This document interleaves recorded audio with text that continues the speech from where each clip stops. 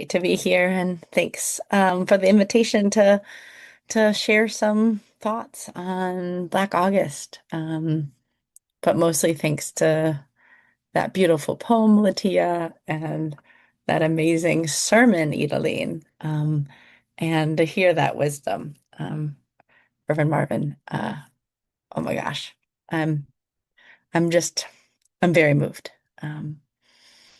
And I think these are moments when we have to be moved. I mean, they're dark and dangerous days.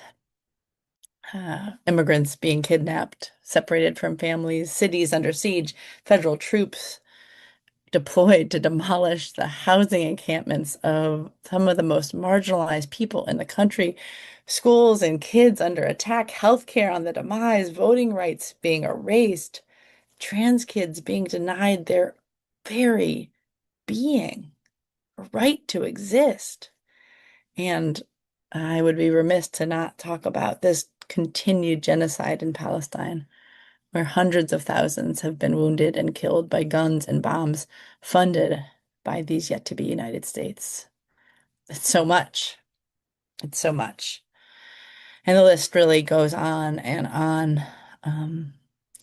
And we hear more and more people talking about fears of authoritarianism, concerns about religious extremism. But as we observe Black August, we remember that Black people have been living in authoritarianism and experiencing a distorted religious narrative since first robbed from families, trafficked through the Middle Passage, and enslaved on plantations across the country. And just like Black August teaches that Black people know violence and oppression, it also teaches that a Black freedom struggle continues and that this society has much to learn, has learned much, and owes much to the Black communities who have led in political organizing, struggle, and movement building. And so I'm thinking this evening as we close out this summer and this season about my own political genealogy, the genealogy of this Freedom Church of the Poor, a genealogy of politically independent movements led by Black people, especially poor Black women.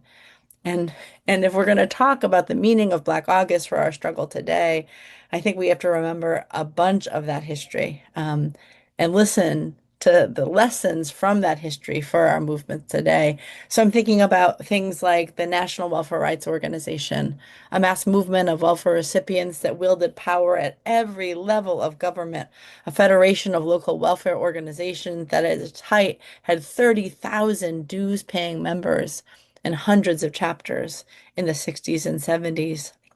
Today, the story of the National Welfare Rights Organization and its predecessors has been largely forgotten, not here at Freedom Church, not here in Black August, but its impact is still abundantly evident in the organized struggles of the poor. The many leaders of the National Welfare Rights Organization, these poor Black women, went on to directly influence an unbroken lineage of organizing. The 1968 Poor People's Campaign, the welfare struggles, the welfare rights struggles of the 1990s, and the anti-poverty work that the Kairos Center and most of us here in the Freedom Church are still involved in today. I'm thinking about this political lineage and the compelling examples of of of organizing and even an organizing model that has been developed out of these struggles. Um, our mentor, Willie Baptist, calls that the poor organizing the poor. Um, it's also called the Johnny Tillman model, coming out of the welfare rights movement, um, named after this legendary leader of the National Rights Organization.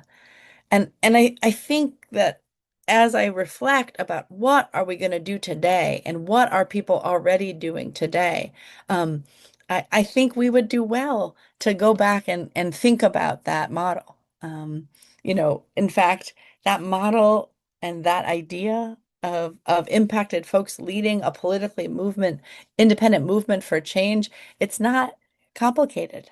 In fact, it's kind of radical in its simplicity. And in this model, poor people are not just an oppressed identity group, but a social force with untapped power. That is about Black August. Because the poor have the least invested in the status quo and the most to gain from transformative change, poor people are uniquely positioned to rise up like Reverend Marvin was just talking about, and rally others in society to fight for a better and a more humane future, not around these horizontal axes of Democrat and Republican, liberal and conservative, left and right, but around a vertical axis of bottom and top. And to muster this power through poor people getting organized into movements that can center the leadership and unity across lines of division. And so I'm thinking about this when I think about the meaning of Black August for our struggles today. And boy, we have a lot of them. I hear this phrase from the Kensington Rights Union that I was involved in the 1990s that says that we must kill the system before it kills us. And I'm thinking about this Johnny Tillon model, how it doesn't appear in the literature on social change. Um, and how we are not past this kind of political lineage. But instead, here in a space where we're commemorating, observing, understanding the need for Black August, we know that when the history of poor people's organizing is told, we can tell those stories and we can follow and learn from the leadership of of particularly poor Black women. And so I wanted to kind of end my words this evening from a beautiful sermon that welfare rights leaders paid my attention to from Baby Suggs in Toni Morrison's Beloved. And when folks would share this kind of sermon, this passage in the spaces that welfare rights leaders and homeless leaders and other poor and impacted leaders were building to build up a movement for change. They would read this passage to me, and so I wanted to read it with folks today. When the warm weather came, Baby Suggs, Holy, followed by every Black man, woman, and child who could make it through, took her great heart to the clearing. A wide open place cut deep in the woods, nobody knew for what at the end of the path known only to deer and whoever cleared the land in the first place. In the heat of every Saturday afternoon, she sat in the clearing while the people waited among the trees. After situating herself on a huge flat side rock, Baby Suggs bowed her head and prayed silently. The company watched her from the trees. They knew she was ready when she put her stick down, and then she shouted, "Let the children come." And they ran from the trees toward her. "Let your mothers hear you laugh," she told them, and the woods rang. The adults looked on and could not help smiling. Then, "Let the grown men come," she shouted. They stepped out one by one from among the ringing trees. "Let your wives and your children see you dance," she told them, and ground life shuddered under their feet.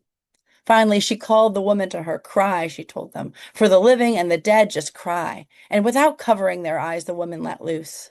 It started that way, laughing children, dancing men, crying women, and then it got mixed up. Women stopped crying and danced. Men sat down and cried. Children danced. Women laughed. Children cried until exhausted and riven, all and each lay about the clearing, damp and gasping for breath.